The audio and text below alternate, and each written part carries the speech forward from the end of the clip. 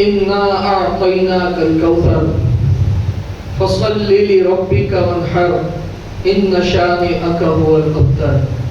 بسم الله الرحمن الرحيم.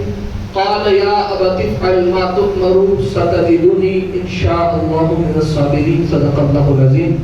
آگے سب سے پہلے مل کر حضور جناب پاک احمد مجتبی محمد عربی روح فدا صلی اللہ تعالی علیہ وسلم کی بارگاہ مقدسہ میں جھوم کر باوز بلند درود پاک ہدایہ نچاور کر پڑھے اللہم صلی علی سیدنا محمد وعلی آل سیدنا محمد وصحبہ بارک وسلم. صلاۃ و سلام علیک یا سیدی حبیبی یا رسول اللہ صلی اللہ تعالی علیہ وآلہ وسلم. گر آج بھی ہو ابراہیم سا ایماں پیدا،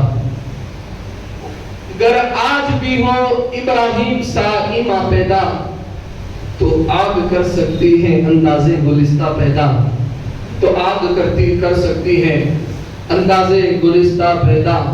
اور یہ فیضان نظر تھا یا مکتب کی کرامت. لوگوں کو اسی بات پر حیرت ہے کہ با ادب اتنے کیسے ہو جاتے ہیں کہ اللہ جن کو ایسے ایسے بڑے مقاموں سے نواز دیتا ہے، کیسے لوگ رب کے ایسے فرما بردار بن جاتے ہیں کہ اللہ انہیں اپنے قرب خاص سے نواز دیتا ہے.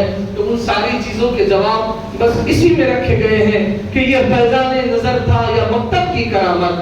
یہ فیضان نظر تھا یا مکتب کی کرامت سکھائی کس نے اسماعیل کو آداب فرزندی. عزیزان ملت اسلامیہ، ابھی ہم جس زندگی کے ایک بہترین ماہ ذی الحج کے پہلے عشرے سے گزر رہے ہیں، بڑی سعادتوں والے دن ہے، پرہیزگاری کے دن ہے. اللہ رب العزت ہمیں اس بابرکت مہینے میں پرہیزگاری کی توفیق نصیب فرمائے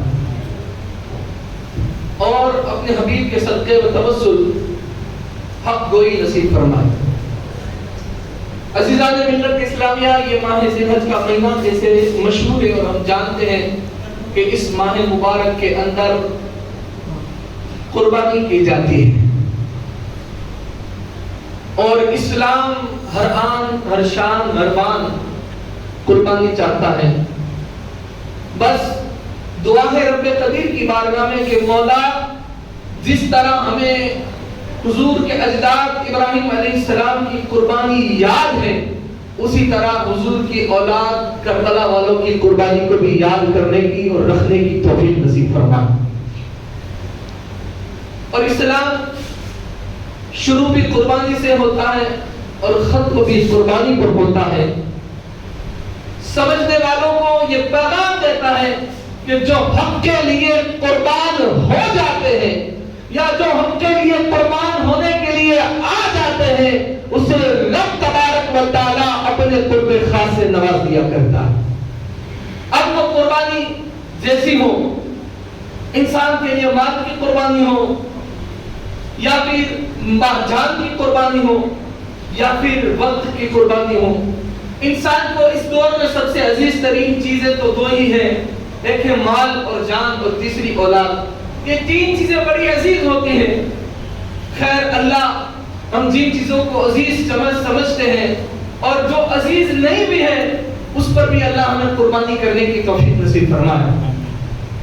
کیونکہ آج یہ عزیز چیزیں ہیں، لیکن افسوس کے ساتھ بڑی بات یہ ہے کہ ان عزیز چیزوں میں ہم اب وہ وقت کو عزیز کرتے نہیں ہیں.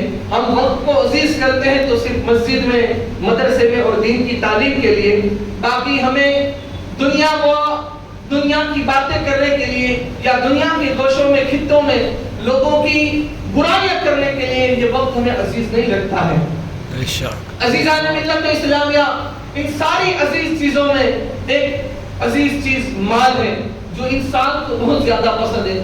اللہ رب العزت نے اپنے خلیل کا بھی کچھ اسی طرح جو عزیز چیزیں تھی، انہیں جو زیادہ پسندیدہ چیزیں تھی، انہیں سے امتحان بھی لیا ہے. میں اس پر طویل گفتگو نہیں کر سکتا ہوں، وقت نہیں ہمارے پاس، لیکن مختصر سے جملوں میں ایک عزیز چیز جان تھی جو سب سے زیادہ عزیز تھی حضرت ابراہیم علیہ السلام کو. تو اللہ نے ابراہیم کی جان کا بھی امتحان لیا. جب اپنے خلیل کی جان کا امتحان لیا، خلیل کہتے ہیں، لوگ کہتے ہیں نا اللہ اس کے دوست بنا لے، میں اللہ کا دوست ہوں، لیکن خلیل اللہ وہ ہے جسے رب کہتا ہے کہ ابراہیم میرا دوست ہے. اس اسے خلیل کہا جاتا ہے۔ خلیل کو آزمایا گیا، خلیل نے جان کی فکر نہ کی، اور نمرود کے دور میں آپ کے لیے جو 1 مہینے تک لکڑیاں اکٹھا کی گئی اور اس آگ میں آپ کو بالآخر ڈالا گیا، اور فرشتوں نے اس وقت آ کر مسلمانوں غور کرنا اور ان جملوں کو سوچ کر اپنے دل اور دماغ میں ہو سکے تو بٹھا لینا کہ فرشتوں نے آ کر کہا اے ابراہیم اب آپ کو آگ میں ڈالا جا رہا ہے، اگر تم اجازت دو تو ہم اسے درہم کر دیں۔ یا ابراہیم کچھ پیغام ہے تو بولو، ہم اپنے تمہارے رب کی بارگاہ میں وہ پیغام پہنچا دیں۔ اللہ اکبر۔ جب جبرائیل نے یا فرشتوں نے حضرت ابراہیم سے کہا ابراہیم کوئی پیغام ہے تو کہہ دو، رب کی بارگاہ میں پہنچا دیتے ہیں۔ حضرت ابراہیم علیہ السلام نے اب ان فرشتوں سے کہا تھا کہ میں تمہیں کیسے کہہ دوں کہ کیا پیغام ہے؟ کیا وہ میرا رب سمیع و بصیر نہیں ہے، علیم و خبیر و جانتا نہیں ہے؟ وہ سب کچھ جانتا ہے۔ پھر بھی کہا کہ کوئی پیغام ہو تو، اور یہاں پر عقل کہہ رہی تھی ابراہیم کہتے کہ نمرود تیرا رب ہے، جان بڑی چیز ہوتی ہے، جان بڑی عزیز ہوتی ہے، جان بڑی شے ہے، لیکن ابراہیم کا عشق پکار پکار کر کے رہا تھا، ابراہیم کا عشق پکار کر کے رہا تھا کہ عقل بولی بڑی شے جان ہے، عقل بولی بڑی شے جان ہے، عشق مولا یار پر قربان ہے، عشق مولا یار پر قربان ہے۔ جب ابراہیم نے یہ قربانی دی اور آگ میں چھلانگ لگا لی حضرت ابراہیم علیہ السلام نے، تو رب کے حکم سے قرآن میں جو آیت آئی ہے قلنا یا نار کونی بردا وسلاما علی ابراہیم، اے آگ، رب فرماتا ہے اے آگ تو میرے ابراہیم کے حق میں ٹھنڈی اور سلامتی والی ہو جا۔ وہاں سے ابراہیم نے اپنے رب کے عشق میں آگ میں چھلانگ لگا دی، اور یہاں پر آگ جو ہے پھولوں کا باغ بن گئی، ابراہیم کے لیے بمثل جنت بن گئی، اور اس میں تخت بھی لگا دیا گیا۔ خیر یہ جان کا امتحان تھا۔ اب مختصر سے جملوں میں پھر اللہ نے عزیز چیز جان کے بعد ایک عزیز چیز اولاد ہوتی ہے، ان کا امتحان لیا اللہ رب العزت نے، کیونکہ ابراہیم علیہ السلام کا یہ امتحان بہت بڑا تھا۔ حضرت ماں سارہ سے آپ کا پہلا نکاح ہوا، ان سے اس وقت تک آپ کو کوئی اولاد نہ تھی، اس کے بعد آپ کا دوسرا نکاح جو آپ تفصیل مجھ سے غالباً 3-4 سال پہلے یہاں مسجد میں سن چکے ہوں گے۔ تو جب ماں ہاجرہ سے دوسرا نکاح آپ نے فرمایا، بڑی جد و جہد کے بعد آپ کے وہ تحفے میں ملی اور آپ نے ان سے نکاح کیا، اور اللہ رب العزت نے اس نکاح کی برکت سے ماں ہاجرہ کے وطن سے اللہ نے آپ کو ایک بیٹا عطا فرمایا جس کا نام آپ نے اسماعیل رکھا۔ وہ اسماعیل علیہ السلام، ابراہیم خلیل اللہ کے بیٹے اسماعیل ذبیح اللہ۔ جب اللہ نے وہ بیٹا عطا فرمایا، آپ نے بڑے نازوں سے پالا، اس میں بھی رب نے امتحان لیا۔ ذوالحجیرہ میں، یعنی مکہ اس وقت آباد نہ تھا، بالکل ویرانہ صحرا تھا، وہاں چھوڑنے کا حکم دیا، وہاں بھی چھوڑ کے رہا۔ جب ابراہیم علیہ السلام بالآخر بڑا بالغ ہوئے، حد بلاغت کو یعنی بالغ ہونے کی حد کو پہنچے، تو یہاں پر پھر آزمایا گیا۔ مسلسل ایک روایت کے مطابق 3 دن تک خواب آئے کہ ابراہیم اپنی سب سے عزیز چیز اللہ کی راہ میں قربان کرو۔ آپ نے سوچا کہ کیا عزیز چیز ہے، پہلے آپ نے کچھ اونٹوں کی قربانی دی، پھر دمبوں کی قربانی، سب ختم ہو گیا مال، پھر آپ کو خیال آیا کہ میری سب سے عزیز چیز میری اولاد ہے۔ اور روایتوں میں بتایا جاتا ہے کہ وہ 8ویں شب کو یا 9 کی شب لگ چکی تھی، 8 ختم ہو کر آپ کو ایک خواب آیا، اور پھر 9 کو آپ اٹھے اور اس دن آپ پورا دن سوچتے رہے، اور اسی لیے 8 ذی الحجہ کو جو ہے تلبیہ یعنی سوچنے والا دن بھی کہا جاتا ہے۔ اور یہ ایام جو ہم کاٹ رہے ابھی نا، جو دن ذی الحج کے، یہ اسلام کے دنوں میں رمضان کے بعد عبادتوں میں سب سے افضل دن ہے، یہ پرہیزگاری کے دن ہے۔ اللہ مسلمانوں کو یہ چیزیں سمجھنے کی توفیق نصیب فرمائے اور اس میں زیادہ سے زیادہ پرہیزگاری نصیب فرمائے۔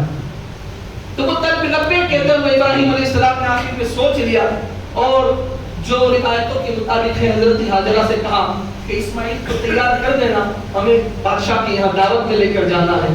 طویل واقعہ ہے، طویل تفسیر ہے کہ جو ہم بتانے پر وقت قادر نہیں ہے، وقت ہمیں اجازت نہیں دیتا ہے، لیکن مختصر سے جملوں میں سن رہے ہیں آپ کہ ابراہیم علیہ السلام اسماعیل کو تیار، حضرت اسماعیل علیہ السلام کو ہاجرہ نے تیار کیا، ابراہیم علیہ السلام نے لے کر نکل پڑے، اور یہاں پر شیطان نے آ کر بہکایا، جیسے ہاجرہ کو شیطان نے آ کر بہکایا کہ حضرت تمہیں معلوم ہے ابراہیم اپنے بیٹے اسماعیل کو لے کر کہاں جاتا ہے؟ سننا نوجوانوں اور میرے مسلمانوں، دیکھو اسلام میں ان پیغمبروں کے جن سے کوئی گناہ نہیں ہوئے، جو گناہوں سے پاک ہیں، وہ کیسی قربانیاں دے رہے ہیں۔ اور آج ہم غور کریں ان جملوں پر۔ مہاجرہ سے آ کر کہا شیطان نے کہ تمہیں پتا ہے ابراہیم تمہارے بیٹے اسماعیل کو لے کر کہاں جا رہا ہے؟ کہاں دعوت میں؟ کہا نہیں، وہ اپنے بیٹے کو ذبح کرنے کے لیے جا رہا ہے۔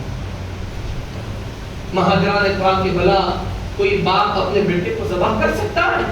نہیں کر سکتا ہے۔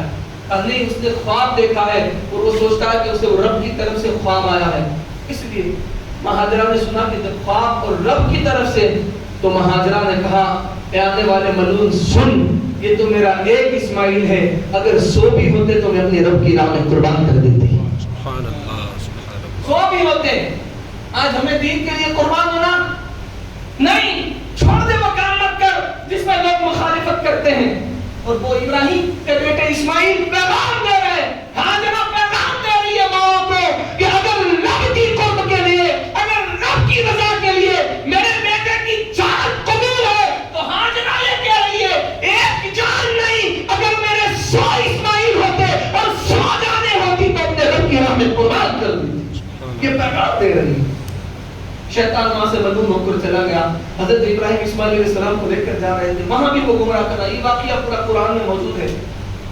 وہاں بھی حضرت اسماعیل سے کہا کہ تم ایسے ایسے کر رہا ہے، تمہیں معلوم ہے تمہارے بارے کہانی کا رب کی طرف سے خواب ہے۔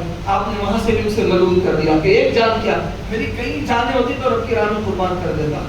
پھر ابراہیم علیہ السلام کو تو آپ نے بھی وہیں سے وہ ملعون ہو کر چلا گیا۔ جب حج کے دنوں میں، حاجی ہے نا، یہ حج کے دنوں میں اسی لیے وہ جہاں پر جمرود پتھر بنائے گئے ہیں، 3 چھوٹا شیطان، اس سے بڑا شیطان اور اس سے بڑا شیطان۔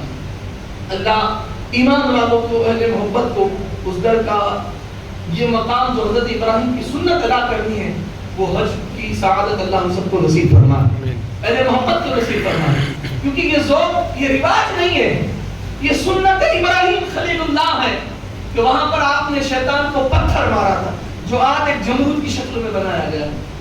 حج کو جب آپ سمجھیں گے تو پتہ چلے گا کہ اللہ نے کیسی کیسی یادوں کو ان فرضوں کے اندر چھپا کر رکھا ہے۔ جب طواف کرتے ہیں تو لوگ، میں اپنا اشارہ دے رہا ہوں کہ طواف کرتے ہیں لوگ صرف یہ سمجھتے ہیں ہاں کھانا ہے کعبہ، لیکن کوئی عشق والا جب طواف کرتا ہے تو یہ کہتا ہے خدا یہ تیرا کیسا گھر ہے کہ آج بھی علی کے آنے کی درار موجود ہے۔ کوئی حجر اسود کو چومتا ہے تو اس طرح سے کہ میرے گناہ معاف ہو جائیں گے، کوئی چومتا ہے تو یہ خیال کرتا ہے مولا یہ پتھر کو میں اس لیے چومتا ہوں، اس لیے چومنے جا رہا ہوں یہاں تیرے محبوب کے مبارک سے جو تیرے محبوب کے لب لگے۔ بہت سارے جملے، لیکن پھر کبھی انشاءاللہ وقت ہو رہا ہے، آخری منٹ کی آخری بات کر کے ختم کر دوں۔ بالآخر وہ ملعون ہو گیا، حضرت ابراہیم علیہ السلام اسماعیل علیہ السلام کو لے کر آئے اور وہاں پر ان کی قربانی کرنی چاہیے۔ آپ نے جو 3 وصیتیں فرمائی تھی، انشاءاللہ تعالی زندگی رہی تو یہ بات میں عید کے دن جیسا وقت ہوگا تو عید کے دن انشاءاللہ یہ آگے کی بات آپ لوگوں کو بتاؤں گا۔ اللہ رب العزت مجھے آپ سب کو عمل کی توفیق